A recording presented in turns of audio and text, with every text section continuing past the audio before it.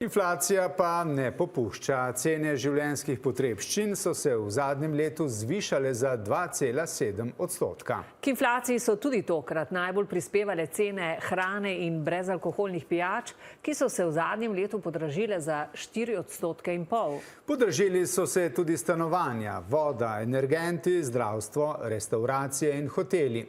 Nekaterim potrebščinam pa so cene vendarle padle. Katerim?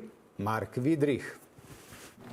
Ena od ljubljanskih tržnic dan pred Silvestrovim večino nakupov danes predstavljajo sestavine za novoletno večerjo. Kaj bo na mizi tokrat? Malo dojka pa mora biti, pa francoska pa biftek, ne? Ena pečenka, pa zraven vse priloge, pa ena krasna juhica, pa predjed, pa tudi pijača bo različna, najmanj 3 vrste. Slavnostno in z bolj prestižnimi sestavinami torej, kaj pa cene? Koliko več bo letos stala priprava novoletne večerje? Kar precej, mislim, da kar enih 10%.